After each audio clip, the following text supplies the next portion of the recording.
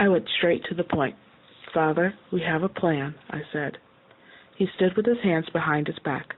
The sea tilted and slashed across his windows, and he leaned from side to side against the roll of the ship. The motions made my stomach churn. "We want to escape," I said. Father looked surprised. His mouth for a moment gaped open. Then a hearty laugh came out. "Escape?" he asked. His hand motioned toward the huge sea.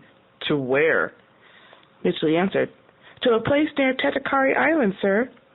"Where the devil's that?" "South and east of Borneo," said Mitch, "but not as far as Java." My father frowned. He crossed the cabin to his table, then reached up to the rafters. His charts were stowed there, rolled into tubes, and he talked as he sorted through them. "I've never heard of such a place," he said. "Well, there's an island near it what looks like an elephant," said Mitch. "The cliffs and the trees, they look like the elephant's head. There's a sandy beach and coconuts and breadfruit. It was in the book. Ask Tom, sir. Ask him if it ain't true." Father picked through his charts. "Well, books are travelers' tales, you know. The writers fill them with nonsense." "But this one was wrote by a reverend, sir," said Mitch. My father smiled back at him. Like every sailor on the brig, he adored little Midge. My friend might have been the ship's cat for all the pats and treats that came his way. "Let's have a look at your elephant island," he said. He pulled out a chart and unrolled it, placing little weights on the corners, then leaned down with his hands on the table's edge. I stood beside him. I had never found my sea legs, and the ship tried to pitch me around like a skittle. It tossed me away from the table, then pushed me against it. My head spinning, I stared at the chart. There were hundreds of islands down there, and most looked as small as peppercorns. At once, our plan seemed foolish. I couldn't count the hours we'd spent in the pages of Midgley's book, traveling from island to island with the Reverend Writer. Midgley, especially, had escaped from our prison ship into the book. In a fashion, he had taken me with him, out of the hulk and in through the etchings and the printed words, into the islands of the South Seas. When he had been blinded, when a dreadful Benjamin Penny had punctured his eyes, Midge had relied on me to read him the tales and to tell him the pictures. I thought I could glance at any chart and pick out all the places we had read about. But now it seemed hopeless. How could we ever find our way among those hundreds of islands when I couldn't tell one from another? "Here's Borneo," said Father, reaching down to the chart.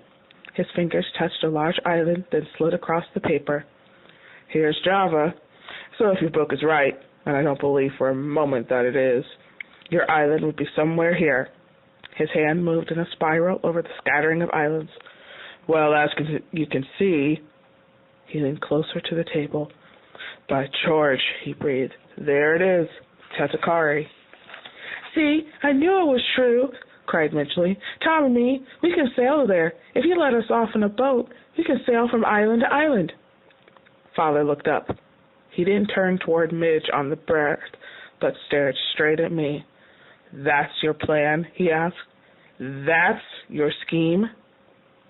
"Yes, sir," I said as boldly as I could. "Well, it's foolish." He shook his head. "I won't be a party to it." "But, Father, we have to escape," I told him. "It's all lost if we get to Australia. They'll put us in chains and we'll never get home again." "Oh, you'll not stay in Australia," said he. "You may lay to that, Tom. Don't think I haven't been dwelling on this myself." The ship lurched over the crest of a wave. A shadow flitted across the table, and I looked up at the windows to see an albatross gliding across the glass. "I shall take you to Australia," said Father, "but I shan't put you ashore. I'll say straight out that Mr. Goodfellow plotted against us, that he's hounded us for years. I'll call for the governor, or whoever's in charge, and tell him the whole story." "But he won't believe a word," I said. Come, said Father. "It's a tangled tale, I'll grant you that, but tell it we must. Have we any choice?" "Do we ever have a choice?" I asked, which made him frown in puzzlement. I had learned that the lives of men and women were decided only by chance.